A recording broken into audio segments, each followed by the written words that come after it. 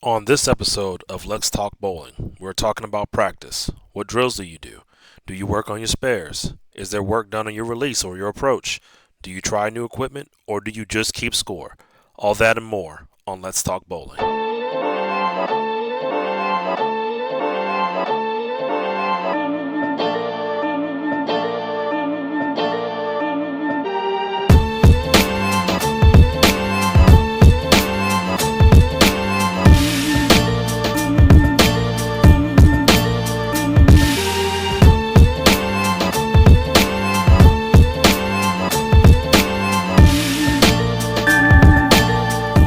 Okay. Everybody, welcome to Let's Talk Bowling. I'm your host, Go Time. This is your boy, Geek, and we have a guest with us, Miss Black Swan. Welcome, Miss Swan. Hey. So, how are you feeling today? I am fantastic. How's everybody doing? I'm good. A little scraggly at the moment. Had some good meal, some Taco Bell, but it is what it is. Geek, how you doing today? Just got done with a 17 and a half hour drive, going out to visit some family in Washington. So we decided to drive out. We're going to be up here for 2 weeks. So I am definitely rough around the edges, and I've got one of the pups here at the house around. No, I was like, that door just got to open by itself. Yeah, no, it's the dog here from the house I'm at. So okay. Miss Mako here. Mako says she want to be on screen. She would steal I guarantee she'd steal the show. How does she open the door if it's a sliding door? It sits just on the outside, and she just hits it with her nose, and it starts open, and then she just pushed it. So smart dog. Very. Oh yeah, she's all right. Chocolate lab. So as we said earlier, this is Miss Elena Reed, aka Black Swan. Well, go ahead and tell us about yourself, what platforms you were on, and pretty much know your bowling history. Know when you start, how many 300s, 800s, all that good old jazz. All right. Well, I am Black Swan. I am in Jacksonville, Florida, and let me see. I've been bowling for about 7 years now. This summer makes my 7th year. Yeah. I have a high game of a 300. I have one of them. And my high series is a 741. And I just did all that within the last 4 or 5 months. So that's pretty cool. And yeah. Awesome. Yeah, we got to see that 300. We got to see that 300 live. You did get to see that 300 live. Yeah, I was at Jams. I was the first woman to ever shoot a 300 at a Jams tournament. So that was pretty cool. Oh snap! Nicely done. Yeah. But y'all are in the presence of a superstar. No, this is a superstar. Right. I don't know about all that, but so you guys can find me on TikTok, Black Swan _904. I'm on Facebook as Alana Reed. And then you can also find me and Lance on Instagram and YouTube under Reed Bowling 904. Okay, cool. I hand it over to you. What is Lance? Lance is my guy. Lance be having them shirts, man. I'll be jealous of them shirts. I need another Mandalorian shirt, and I saw it today. I was like, oh man, I gotta have that shirt. I'll be stealing them too. Well, y'all, you're right. Y'all married, so what's his is yours, and what's yours is yours. So I totally understand. We're all married folks in this one, so yeah, we understand. We don't own nothing. Nope. So, Geek, what you want to ask Miss Swan before we move on to our topic of the day? I don't have a whole lot. I know I was going to talk about that 300 that was live. I thought that was some pretty special stuff. I was privileged enough to be right in there and have some screen recordings still to this day, I think, of that moment. And yeah, that's all I was going to ask about, was making sure that we all knew that she had that 300, not just her first 300, but on live. So we all got to witness. Yeah. So with that being said, I do have a question. So this is one that I think people who've done it many times can explain. So how did it feel? How did that first 300 feel? I had come close multiple times. So I I was in a different house. It was in a house I'd never bowled in, with the team that we kind of just put together at the last minute. And I was just bowling. Like, I didn't come in there thinking I'm about to go and throw the best game of my life. I just went in and was like, all right, just throw the ball. And I was having a good time. I was having a good time. I was live. My people were there. So it was just fun. And I don't know, like, I got to that last shot and I was just like, the last time you were here, you dropped an F-bomb on live. Don't do that. That's what you remember. Don't say nothing. Right, don't do that. So I just threw the ball and it hit, and I was just like, okay, this just happened, and it was really cool. How did you feel after though? Like, was you on cloud nine for like? Definitely cloud nine. Definitely had a drop in my score the next game because I was just on that adrenaline. But it was good. It was really good. Have you gotten your bling yet? No, because it was not a sanctioned tournament. Oh, okay. Yeah. We know it was true. We know it was a true 300. We got to see it. We saw it. Yeah. Oh, yeah. None of that matters, especially now you only get one. Right. You get one ring for lifetime, which that doesn't make sense to me, like, at all. But, hey, I mean, if you shoot more than one in the season, okay, you get one. But if you shoot one every season, you should get one every year because at least that's commemorative, you know. But Yes. USBC is, well, it's USBC. I ain't gonna speak more against USBC. I don't know. Sometimes you only have so many fingers anyway, so get them. We get plaques here. We get little placards fingers and whatnot. So I got toes. I got my wife's fingers, her toes, my kids, and their toes. I got 4 kids, so I got a lot of digits I could put them on. So yeah, I want it every single time. Me, I don't care if I could ever get one in a while. It's been a minute for me. it's been a minute, but you do still have the most of the 3 of us here. So yeah, I came close too many times. I haven't shot one yet in Mississippi, so hopefully I get one before I leave. But I guess last thing, Swan, just you didn't quite mention, and I know you've been working hard especially the last year at least that you've been hanging out with us. What is your average, and tell us how much it's been increasing over the last year. Okay, so I finished out this last season with a 193, which is actually where I ended the last season as well. Before that, I couldn't get higher than like 180 something, so that's really cool. When I first started, I was averaging like 150, so to go from there to where I am now is really cool. So that's where I am average-wise, and I'm hoping this year to cross that 200 threshold and stay there. I've hit it like in the middle of league and then have died off. So I'm just hoping that I can get there and maintain that. So you're knocking on the door for sure. Yes. Yeah, you're going to get it. That's how it always is when you get that 190 and it's like, okay, I was at 200, then you fall back from it. But then as the year goes on or as the next season comes, you get over it, then you kind of fade back to 200, then you go above that. So yeah, you're definitely going to hit it next year. I have no doubt in my mind. You're probably going to be 203, 210 plus because you're definitely a hard worker and you worked at your game viciously. Yes. Viciously is a very strong, very good word for how you practice, which is our today's subject is about practice. Now, before we get to the subject, we did have some questions. Someone asked, were you nervous for your first one? I'm not sure who he's asking that to. Me, my first one, the 11th shot, I threw a Brooklyn. It went straight flat Brooklyn. I didn't even think I had 300. I was like, oh, okay. And I was like, oh, it fell. I'm going to throw this next one. And then it went through. So, but the next question after that was, how many do I have? I have 9.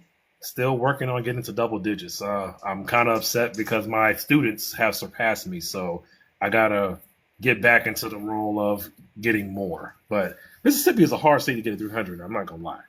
But Geek, how did you feel for your first one? I was going to address that to everybody before we walk on top. It was exciting. The very first one, it was quite a while ago. I had a huge gap in between from my first one, my second one, and then more recently, I have 6, and 4 of those 6 have come in the last 2 years. My first 2 were quite a while ago, but I can tell you that, I was definitely ecstatic, and to hear everybody behind me clapping, rooting, it's a special moment. Everybody who takes this game passionately, I hope that they all get to experience that, because it is a lot of fun. Mm-hmm. Yes, yes. If you guys are out there and you know that that's your goal, just do what Swan said is right. Don't try. It just happens. It's like magic. It just comes, and all of a sudden you look up and you're like, yeah, because if you look up too soon, you're gonna throw that brookie, or you're gonna pull the ball. You just let it come to you. Yeah, I definitely had tunnel vision with mine. Like, I walked back and I knew people were watching, because it is a huge tournament. Like, this tournament pays out $100,000+ each time they run it. We're getting ready to do another one in like 2 weeks, and I had to have tunnel vision, because everybody would stop bowling. They were watching me, and I was just like, oh my God, this is happening.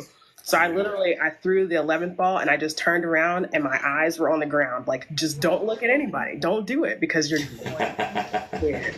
And I just picked up the ball and I just went for it. Like, I knew if I stayed there, I was going to think about it, and then, Very true. I tell everybody about to throw their first one, or if they struggle with it, stay in rhythm. Mm-hmm. Don't let yourself get out of rhythm, because the minute you stop for that 1 second, like you said, and think about it, bad things happen. If you just stay in your rhythm, you're going to do just fine. Yeah. Yeah.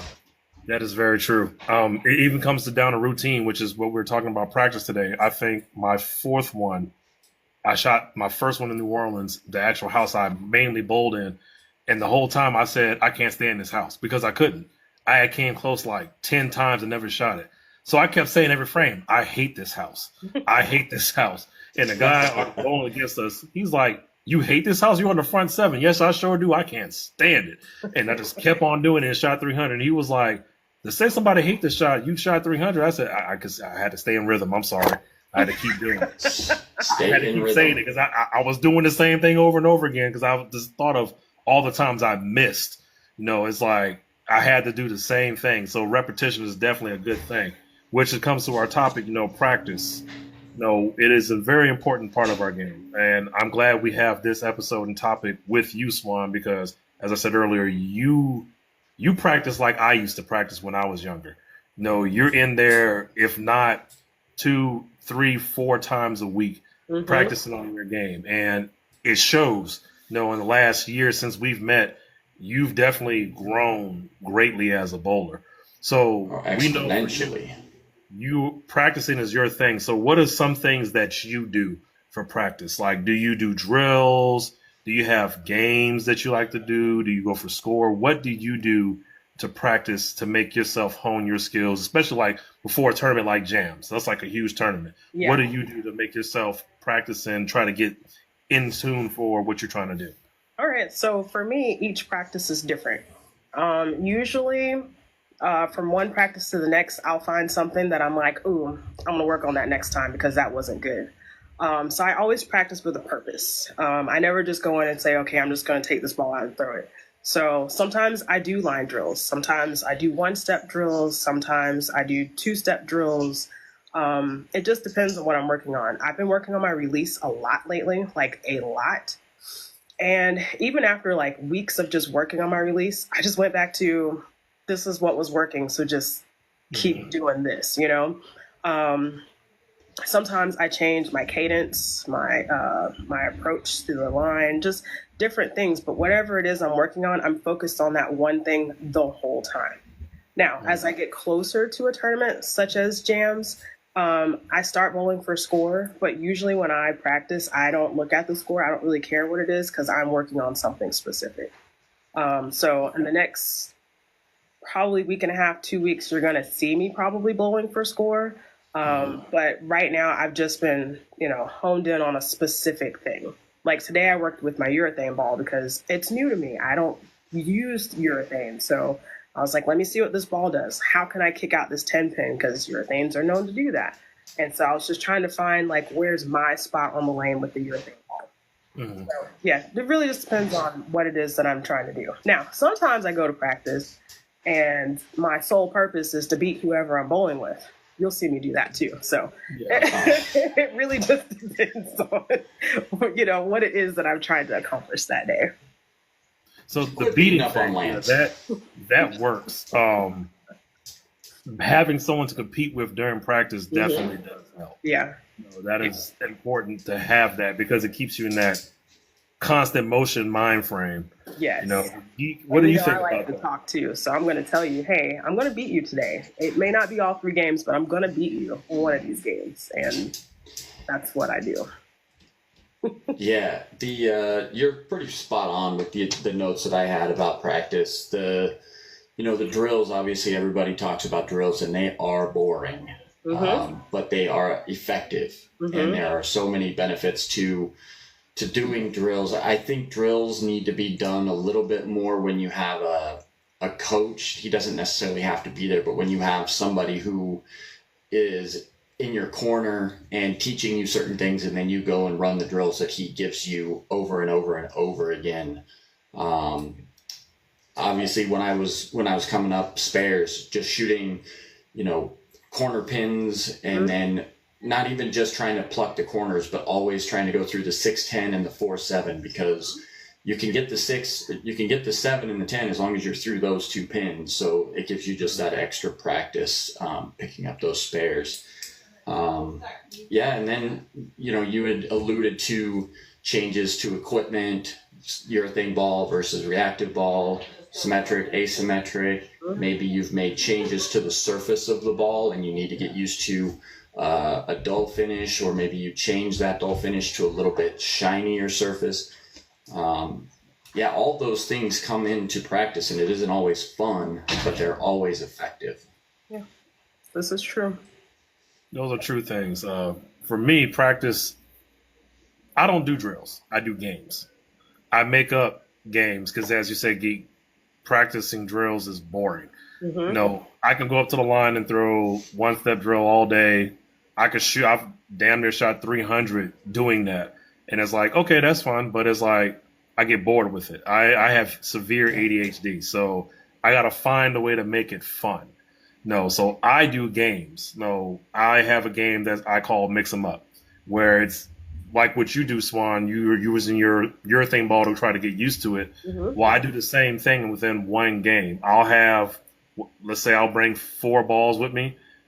Each ball I have to throw during the game. If I strike, I move on to the next ball. If I don't strike, I continue to throw that ball until I get a strike with it. But then when I switch, knowing the differences between each one, that is pretty much the key of the game. Is if I know this ball I have to stand on 30 and aim at 15. If I switch to a symmetrical ball, I know I got to move at least 10 boards right and aim somewhere close.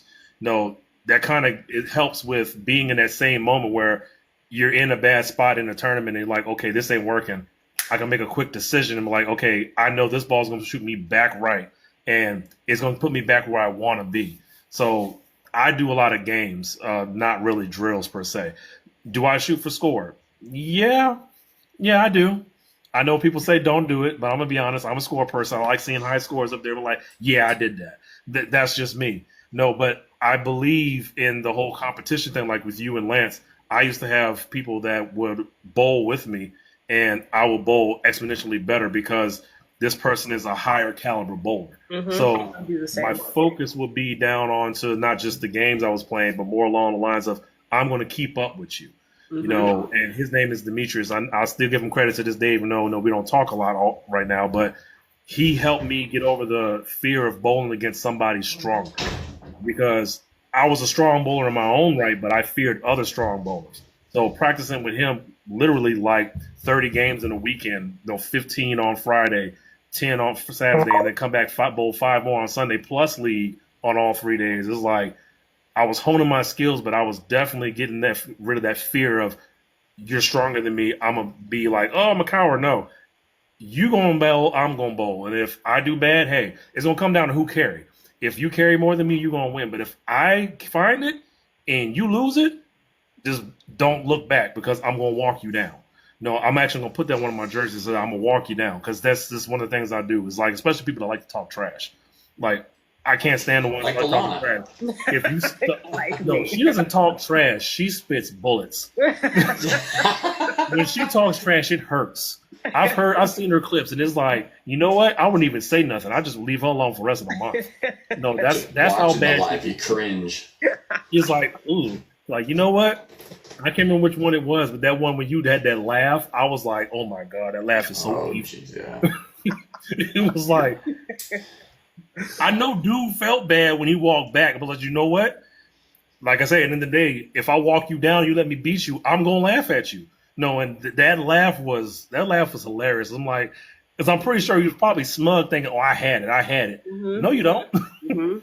No, you don't. Yep. So I enjoy the competition aspect of practice and doing those things. Like I said, I'm not a drill person. Can I do them? Yes, but it's more along having someone to practice with, or even me practicing is watching bowling videos. Like one of the things I do to learn ball motion and reading the ball going through the pocket is watching the pros bowl and then trying to call their shot as it gets through the pocket. And I got to the point where I got so good where I can tell when it was going to be a 10 or I could tell when it was going to strike just by simply watching the ball go through the pins, because a lot of people don't look at that aspect of that's an actual hint. That's a telltale sign that something's wrong. No, I screw myself over a lot of times bowling in league because I'll know I have a ball and I know that I didn't strike. And then I'm searching for another ball and they're like, why are you doing that? It's like, because if I keep throwing this ball, I'm going to keep getting that result. No. So, and it's my biggest problem is knowing what ball to go to and having the ball in my bag. Last night, I didn't shoot all that great. It is what it is. I put every shot most of the shots in the pocket, but I didn't have a strong enough ball. And I kicked myself in the butt because I said before I went to the bowling alley, I'm like, you need to put that strong ball in your bag. I was like, nah, I ain't gonna need it. Sure enough, when I got to practice, I'm like, dang, walk back to get the ball in my bag, and oh, no, dummy, you left it at home. I'm like, golly. No, I'm gonna have to fight the whole night to try to make something work that's not really for that. So that's where the practice comes in, because then you know. What's up, Geek? You alluded to some stuff about watching video of the pros, and I know Swan, you do your practices live quite a bit. Talk about the benefits of the video footage that you get from those practices. Do you go back and analyze yourself as well, like Dwight was talking with the PBA bowlers? I do. And what are you looking for when you're watching your videos? Yeah, so I definitely go back and look at the footage that I am recording as I bowl, because it definitely helps me see, like, was whatever it was I was working on, was it working? Was I doing what I thought I was doing? Because sometimes you feel like you're throwing the ball a certain way, but you're really not. So that lets me go back and say, like, oh, okay, I was doing it. I'm not gonna be petty right now. I'm not gonna be petty right now. Yeah, so that definitely helps. I definitely enjoy going back and watching myself bowl. And there's things I have found, like especially with footwork and posting my shots. I'm like, dang, every time I posted my shot, I struck on this lane.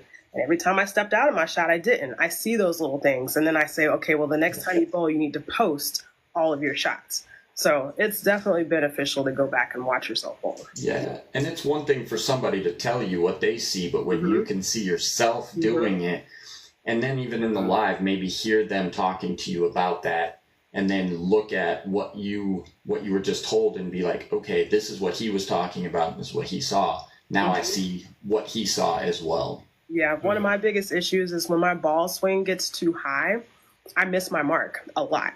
So I've been working on not getting my ball swing as high, and what to me feels like, oh, my arm is like right next to my leg and that's where I stopped. I'm still way behind my body, but I don't see it until I go back and look at my footage.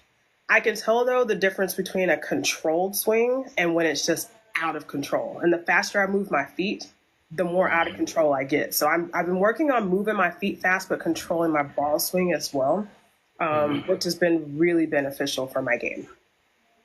Yeah, and those type of things, that's one thing I like about TikTok, and I would recommend any bowler to try to get to 1,000, try to get to where you could just use it as a tool to record yourself, because going back and looking at the footage, I'm just as guilty as that. I love watching myself bowl, but not just to see the strikes. It's like, especially if it's a bad game, to look at what was I doing wrong? Was it me myself physically, like you said, with sometimes your feet get too fast and they're not, your swing and feet not matching up, or was I reading the lane wrong? No, and a lot of times it's, for me, it's 50-50. Sometimes it's me reading the lane wrong. Sometimes it's physically me doing something that I normally don't do. And we're creatures of habit. If it feels like we're doing it right, we're going to think, oh, I'm doing it right. But then when you go back and look at it, it's like, oh shoot, I was slightly off on this, or I was doing this a tad bit fast. No, another good thing about having those video footage too is having somebody that knows your game and knows how to break it down to you. Because I'm the type of person, if you can't make it make sense to me, I'm not going to listen to you. Right. Because it's not clicking in my head what you're saying. But if you can make it make sense, then I know what you're saying and I know what I'm looking at. No, but the video footage definitely is a big plus of being on TikTok, being able to go live. No, people think I do it at the bowling alley for, oh, how many people got in there? I said, I'm not worried about how many people. Right. It's about me. My parents, most of the time, they're the main ones in there. It's more about me just getting the footage, and I can go back and live make content for my fans, but also look at what I did wrong. So that has helped my analyzing game out a lot. Just being able to go back and look and say, okay, I did this wrong, this wrong, this wrong, this wrong. And you have to learn from that. People who don't learn from their mistakes, you continue to fail. So I agree 100% that having video footage does help, and people should use this app or any app, even Facebook, to help make yourself a better bowler. Because you can see, even though it's going to be crappy, resolution on Facebook, but still you can catch something you did wrong. Yes. But it's definitely even something I would like to do. Even if it's just your practice partner, we talked about practice partners, just have that person get some footage, different angles if you have to. Not all of us are on TikTok, but we go back to that, having that practice partner. One, it makes it fun. Two, it gives you competition.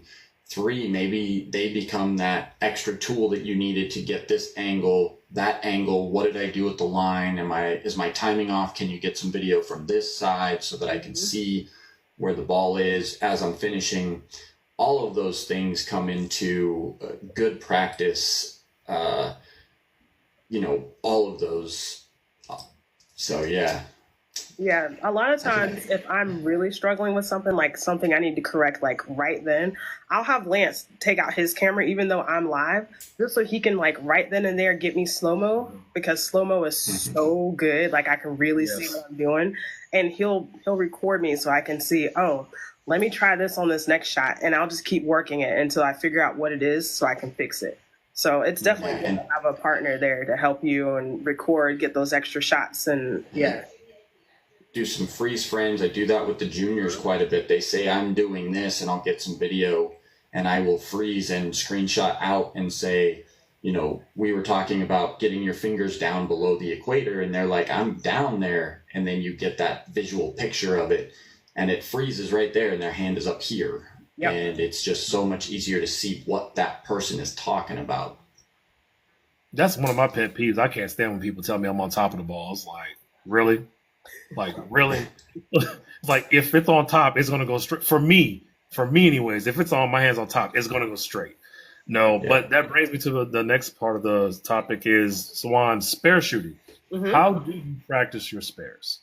I'll literally just practice throwing the ball at whatever spare it is.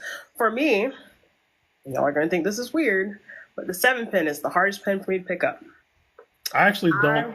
Will shoot a 10-pin all day. 10-pin doesn't scare me, and I guess it's because I practice the 10-pin to the point of no return. The only time I miss a 10-pin is if I stick at the line. That's really about it. But a 7-pin, put a 7-pin up there and watch me. You're going to be like, what's wrong with her? I'll miss it to the left. I will miss it to the right.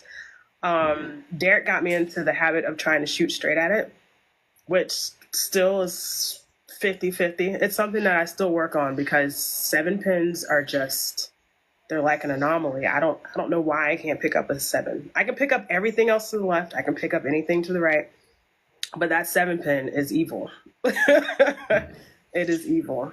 So 7-pin. It's one of those things where sometimes I go to the alley and I'm like, all right, today I'm just shooting at the 7-pin, and that's what I do. Yeah. Well, that's it's not really that far off to think that you would struggle with it. No, being that you're right-handed, most people would think, yeah, why do you struggle with a 7-pin? No, it's you have to really look at deeper who you are as a bowler. You're not a heavy-handed right-hander, so if you do swing it out by accident, yeah, it's going to have a trouble coming all the way back. And then when you try to overcorrect, it misses to the left. So it makes perfect sense why you wouldn't like it, because you're not putting a gigaton of revs on the ball where you could just shoot it out straight and just go straight to the left and get it. Right. No, and that is not really good practice in itself, because when you get the sport patterns, It does you no good. Yeah, that's you why can't even pick up a spare. Yeah. No, but We've I talked learned about the sport patterns.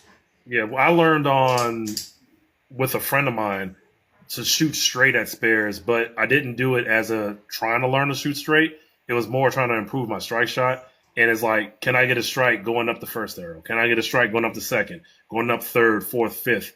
And then it got to a point where I started practicing, okay, well, can I throw my spare ball straight across each arrow? And then can I go diagonal? So I got to the point where now it's muscle memory. I know exactly how far left I need to move, how far right, and I can throw it straight at it. Do I get the 7-pin every single time throwing straight? No, I don't. I'm gonna be honest, I don't. No, on house, yeah, but unless it's flooded, I mean, I missed one yesterday. And when I let it go, I knew it wasn't gonna go over there. I was like, yeah, that ball's gone. And I was like, oh well, you got your hand on top of the ball. I said, man, I knew that ball wasn't going over there by the time I let it go. Is that the way I threw it? It's like, I ain't worried about it, because I pick them up most of the time. But when you're trying to really hone your skills, and it's actually great that you're not afraid of the 10-pin, because most right-handers are. No, the fact that you actually go to try to work on it, try to practice it, and make yourself better at it. No, that's half the battle right there, because people say all the time, I hate the 10-pin. I hate the 7-pin. But you don't see them in a bowling alley 2-3 times a week trying to make themselves better at it. They'll do the same thing the next week in league and miss it again. So, no, kudos to you for wanting to get better at it and seeing it as a challenge and not a handicap. Yes. Yeah. What do you do for spares, Geek? Because, we know you rep I do similar stuff to what Swan says. I alluded to it earlier when I would practice, specific spares, 10-pin, 7-pin. I would want to do it, not just picking up the single pin like a lot of people are like, oh, let me see if I can just chop the 10 off the edge and chop the 7 off the edge, because then I know I'm super accurate. But nobody does that. You want the 4-7 or the 6-10, or you can look at the bucket, because the bucket is something that a lot of people struggle with, because you do have to get the ball to finish in there, just like a pocket shot. And there's a lot of things that can go wrong. Dwight, you alluded to the sports shot aspect of it. One of the things that I preach to everybody is practicing shooting straight at all your spares if you can, all the way across the lane. Yeah. Because as a right-hander for the 7-pin, like Alana was talking, as a left-hander for the 10-pin, when you get on those sport patterns, there are too many things that can go wrong. And if you haven't practiced over and over and over how to get your body turned the right way to get across the left side of the lane, because it isn't the natural motion for us to throw that way. The 10-pin, yeah, a lot of people struggle with it, but at least it's more natural. It's on the same side of the body as the ball is. When you have to get across your shoulders and get across a lane, that's when practice is really going to show up. Did they work at shooting straight at all their spares in practice, or when they get out on a sports shot or in a tournament where the pattern's a little tougher, you're going to see that guy get frustrated. I can't pick up spares, costs him the cut, he missed a 10-pin or he missed a 7-pin, or et cetera, on and on and on. Hey, it comes down to what we're talking about. Did you go out and put in the work to get to that point, or are you just expecting everything to be the same? That is true. That is true right there. Now, we said earlier too, we talked about, Swan, how you would go to practice and you would do different things, like, I'm working on this today, I'm working on my swing. Your approach. Have you ever played around with changing between approaches, like what I mean, 4-step and 5-step approaches, or playing around with your release at not just swing, just how the ball comes off your hand? Yes. So I actually, for about Maybe about 4 months. I think it was about summer of last year. I switched to a 4-step approach from a 5-step approach, and I liked it. Um, but there were certain things that I just felt like I couldn't do with the 4-step that I could with 5. So I did eventually go back to the 5-step approach, and it just felt more normal. Um, One thing that I have been working on is in my approach, when I get to the line, I need to slide, stop, and then throw the ball. That helps me with the accuracy of where I'm putting my ball down. I find that if I'm still sliding and I'm trying to release the ball at the same time, I don't usually hit my target exactly the same each way. So I've been trying to have a strong slide, a stop, and then a release, and it's really made a difference in my game. Okay. Have you ever I've thought changed about my timing. I've changed my cadence before. It just depends. So Have you ever thought about shoes? Like getting, do you have like the shoes with the interchangeable soles I on it? do. So I have Hallmark shoes because I am staffed with Hallmark, and I told yeah, y'all she's a superstar. She's staffed with everybody. and She they has a are some of lot. the most comfortable shoes you will ever put on your feet to bowl in. And that's not just me saying that because I've owned some other branded shoes and I've had my own custom shoes. But these have been my favorite. Like they feel really good. And I do have the interchangeable slides, but for me, I slide on whatever the slickest slide is, no matter where I am, because that's just me. If I can't slide, I guarantee you I can't bowl that day. Like today was that kind of day. So, yeah, I've played around with slides. I have some different slides, but I usually just go with whatever's the slickest slide. I used to do that until I fell and bust my butt. I already told y'all, if I ever fall alive, y'all will never see Black Swan again. I'm coming back as Black Duck. I already told you that's it. It's Duck Squad now. It's not Swan Squad. No, you can't change your name because you fell. Hell, I don't fell. I fell quite a few times. Not on live though. That's a different feeling. So yeah, Yeah. you know, Lance will never let you live it down. He'd be like, "You remember that time you fell on live?" You're like, "You know what? Shut up." Yeah, I'll hear about it. So I got Uh, some comments in here. I got some comments in here that were kind of cool. A couple people talking about sliding, and you had alluded to, the fact that you need to stop and then throw. I'm more of a slide as the ball is coming through. You talked about the 4-step and 5-step approach. One of the things I did when I was practicing a lot, I actually changed from a 4-step approach to a 5-step approach. And what I did then is made sure that I could go back and forth because I think there are benefits to both, which came down to a lot of people are like, oh, if I try to change, I'm hosed. But I practiced the two of them combined so much that I can throw my strike ball in a 4-step, my spare ball in a 5-step, or vice versa, based on what the lane is doing, because it does change the trajectory of the ball. And without practicing those things, you wouldn't know that. I'm able to do that too. I took that page from Chris Barnes, especially with the whole Team USA, practicing stuff, and USBC used to do those videos. And Chris Barnes, he's not my most favorite like bowler, but when it comes to actual technical skill, he is my favorite because he actually knows quite a bit. No, like I'm able to switch between 4 and 5 at will. No, if I want to go 4, I'll go 4. If I want to go 5, I'll go 5. 5 is comfortable. No, but if I want to be controlled, then I'll go to the 4 because the 4 really, I'm foot fast, so 4 really slows me down, allows me to really get into the ball and get it to where I want to go. The only downside to it is I get a lot more leverage too. So I also got to accommodate moving left, not just because of the slower speed, but also I get a lot more on the ball when I do go back and forth between the 4 and 5-step approach. And as far as like just approaches and the release, I also like working on my release. I find it funny when I was younger, I used to mock people. No, and I'm not like making fun of them as far as talking. I used to watch people and how they throw the ball, and then I would throw the ball exactly like them, and it became a type of thing that I could just do it. I couldn't explain how I knew how to do it. No, but I could see somebody throw the ball a certain way, and I could continuously just mimic the exact same way they threw the ball. So I started practicing and playing around with being able to throw different releases or throw the ball a certain way to get a certain reaction. Now, why I can't do that when the lights come on, I don't know, because it's like it clicks at that moment. Oh wait, I can do this, as I know how to do this, and I can do this, and it's like, oh, I know I can do that now. It's like it's too much in this dome to remember that. Like I would literally need a notepad or some type of phone notification, like, "Hey, stupid." I hear laughing in the back. or Swan in the background giving you the business. What are you doing? Yeah, of course. But being able to switch hand positions and getting it off your hand different ways does help when you're with your game. Now, as far as equipment, you are swag staff. Yes. Well, California bowling Yes. staff. So you have access to a wide range of equipment.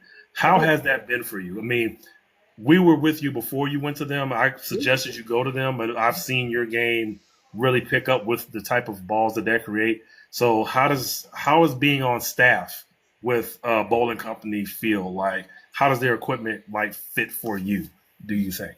All right. So I absolutely love being on staff with Swag.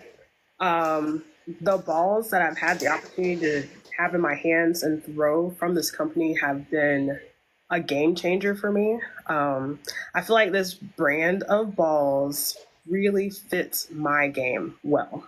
I mean, very well. I mean, shooting my first 300 with California bowling, like that's how good it is. So, I haven't had a ball that I really don't have good things to say about. They all fit somewhere in my bag, and I love it. I'm obsessed right now with the Mad Joker. It's a hybrid ball. I was throwing hybrid before I came into Swag, and so I'm happy to have a good hybrid replacement, and it has been very, very, very good to me so far. So I can't wait to get it into league play and see, how that rolls for me. And then also picking up my first urethane ball, that has been really nice. I got the Big Bro Burn Up LE. Phenomenal ball. It hooks when I need it to hook. It lets me shoot at my 10 pin, so it's not taking up a plastic spot in my bag. Like, I love it. I suggest everybody, get at least one swag ball. Talk to somebody that throws swag. Get yourself a ball and just give it a try because it's really good. It's really good. I agree. Are you throwing a little bit from each? Because I know California Bowling has Swag, Lane Masters, and what's the third one? Lord Field. Lord and Field. So are you getting a little bit of each? I have some of each, but I've really been focused on the swag side of things because all the swag balls are USB-C approved. The older balls from some of the other parts of the company aren't. And so, I mean, not that I'm going on tour or anything, but when people who are on tour, maybe somebody that wants to throw in a PBA tournament, want to know about what ball I'm throwing, I can tell them, hey, it's the swag whatever ball because they can't take the other, balls with them. They can pick that one up and use it. Yeah. So, yeah. So the last 3 or 4 that I've gotten have all been swag and USB-C approved. So. Nice. Yeah. I truly think that Swag is a good company. I don't think they deserve a lot of the flack that they get. No, in my recent years of learning ball motion, the numbers and all that stuff with the equipment, and watching how you bowl, it kind of makes sense why their stuff does work well with you. And I really wish that a lot more people would give them a try because I'm not on staff. I have the opportunity to be on staff, but I chose not to pursue that because of stream and wanting to do these other things. But the numbers, looking at the type of balls they create, they actually would fit a large market in our country. I mean, they're made in Korea, so they're made for a different environment of bowling altogether. But when you bring it here and you look at a bowler like you, and I've seen other bowlers who have a similar reaction style like you, they're out here killing it. It's like, okay, they do have a fit. They do have somewhere where they fit. Not all brands make a ball for everybody. Right. I can't particularly say I like one brand over another. I get that asked a lot. What's your favorite bowling ball? My answer is whatever one that works, because it truly is whatever one that works at that time. I can't say I'm not going to force myself to throw a ball that I know is not working. No, and if it's not a ball that I really like, then it's like, okay, there's a reason why I don't like it. No, and no, I just want to put that out there. Like, it's like I don't like all the people who come back swag and say the bad things. It's like, well, one, try it. Right. No, and if you don't understand how the ball is made and the numbers in the ball, then you don't understand why it doesn't work for you. Then go buy something else. But don't knock a brand because of it's unfamiliar, it's new. Because you are a pure witness that they work. You know, they may work for a particular type of person, but they do work. Yes. You know, you shot your first 300 with a was it the Morpheus Dream? Was it? Yeah, Lane Masters. I'm not sure. Lane Masters. You shot your first 3 with one, and they need to send you a ring. I mean, the hell with USB-C, they need to send you a ring. You're repping them very well. And I need to update that. All the balls are USB-C approved, but only swag is USB-C approved and PVA approved. So let me make sure I rephrase it. That is true. Okay. No, but they do work for you, and I like the fact that you're growing with them, and that you're actually making a name for swag, and people can see that bowl similar to you, because it's not everybody's looking for the Jason Belmontes or everything, because everybody wants to go two-handed, whatever. No, some people are looking for the person that fits their style. Right.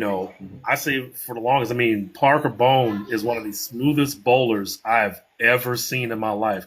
Regardless of all the other ones, all the greats, Norm Duke, they're all great, but Parker Bone is smooth. And I would love to be able to bowl like him on the right side, because it's just, he's so smooth with it. So it's like, thank you for actually being an ambassador for swag and showing people that, hey, this stuff does work. So the naysayers will start saying, well, maybe it just works for a particular crowd. No, maybe I should give it a try and actually see what it can do for me, because you never know unless you put the ball in your hand what it's going to do. Yeah, I believe in cores and cover combinations. Certain things work for certain people. Yes. I have the stuff that really fits me, and I've stuck with that because it does work. I do branch out occasionally, but if you don't try something like swag or some of the other brands, and with the different cores and the different covers and the different additives, you'll never know if those other types of ball motions wouldn't be perfect for you. And just to say, nah, it's just an off-brand company, that's not fair. Yeah, and for me, I can't sit back and say, oh, well, swag's the best because I'm staffed with them. I've thrown everything. And when I mean everything, I've thrown everything. And I know there are certain brands that I would absolutely never throw again because it's just not for my game. And that's just what it is. And then there are some brands I would definitely put in my bag again because they're really good. Like track, I'm sorry. And swag just happens to be one of those brands that works really well. I had 3 months to try out my balls and, make a decision on whether I wanted to stay or not. And I knew right away that this needed to happen. So I'm glad that I stuck it out, and here we are. Yeah, you're now regional staff? Regional staff right here. Yes. Okay, yeah. So that happened pretty quick. It too. did. It was did. very quick. Yeah. But one thing I can say with Stream and watching all our bowlers grow is that, I like seeing the progress and not just shooting well in tournaments and scores, but being on staff, learning equipment, doing other things other than just going to the bowling alley and throwing the ball. Definitely being involved in the community of bowling and helping it grow. But I have no other questions, and I think that's all of our questions. Geek, do you have anything? No, I was pretty much along the same lines. I just think that through Stream, through Alana, through all of the different bowlers that we have, all of the different brands that are represented, you are a true ambassador, Alana. I've watched you for a while now, and the things that you have done and the work that you're putting in, nothing short of amazing. So glad to have you as a guest today. Thank you. Okay, well, is there anybody you would like to shout out? Shout outs. Shout out to you guys for having me on the show today. You already got here. You don't have to butter us up now. Thank you. talk Shout to you out every to day. everybody that comes and hangs out in my live every week. I got some people that come every single time, whether I am practicing or in a tournament or league or whatever it is. So shout out to all of those people. Y'all are amazing and you're greatly appreciated. You have I got a comment hi, here. damn good average bowler saying hi, Swan. Oh, hey. Yeah, and Carl says #center.squad. Squad all day. Let's go. I'm gonna put you on blast. What is? We're not going to talk about that. Oh no, this is exactly when we're gonna just mention that Oh my Swan gosh. had an issue, one specific live. I did. So we were bowling, and you put your feet somewhere. You got to put your feet somewhere to start. So for whatever reason, all this time, I thought that the center dot was 15. Because listen, I'm self-taught. 99% of my bowling is self-taught. I don't have a coach. I've not been coached. I am self-taught. So Is she talking to you, Derek? Because you're in the live. But listen, So don't duck. at the alley that I started at, there were less dots than at other alleys. And then some alleys have even more dots than what's necessary. So I just thought, okay, this is 15. And that's what I did, because from the end dot to the middle was 15. And I was bowling one day and something happened. And I was like, yeah, I'm staying on the center dot. I'm on 15. And they were like, what? And I was like, 15? And they're like, no, it's 20. I remember the live that day setting That was straight him. pretty quickly. That was all. That was did, deep right Carl, there. Carl man. says, where is the shout out for our guy, Lance? Oh my Come on. How could you miss that guy? I That definitely is didn't your miss practice it. partner. Lance is always there. He's my bowling partner for life. Definitely Yes, that's right. do not forget about Lance. Who's She- watching? her presence, even though her he's presence like 10 is feet speaking away for from Lance. Yes. Well, should we talk about what we're looking at next week, Dwight? Yes, I'll let you I go think ahead. this next week is gonna be a special show. I think. I know you are gonna be at the Nationals tournament next week doing this podcast from the tournament. We're going to bring in another one of our admins who just recently spent his very first Nationals experience as well. I think 2 weeks ago, if memory Oh, last serves. week. Just last week. So last week, next week, we're going to have 2 brand new Nationals experiences, and that's what we're going to talk about. We're going to bring in Patrick Roper, who was just down there. Dwight's going to be live from Nationals in Vegas, and I actually have 21 years of experience. I missed this year due to shoulder surgery, but I have 21 years, so we're going to get some good aspects on the Nationals bowling experience, the USBC Open Championships. Yes, and it will be on Thursday, not Friday. Thursday next week. So, yes, Sarah, I do see you in there. Shout out to one of my favorite moderators here. Sarah Zwicker does a great job for me. So. Hey Patrick, how you doing? Patrick just joined us on my side. Yes, you're Yeah, next. he's been in on my side a little while here, so that will be our guest next week. All right. Well, that'll wrap us up for Let's Talk Bowling. And hey, y'all join in. Check us out on YouTube, Facebook, and on TikTok. We actually can go live now. I decided not to go live on it because, I like going live on my page. It's kind of a habit. Us bowlers, we like doing the same thing over and over again. But until next week, this is Ms. Black Swan, Elena Reed. We got Coach Geek, no longer the bowling geek, Coach Geek.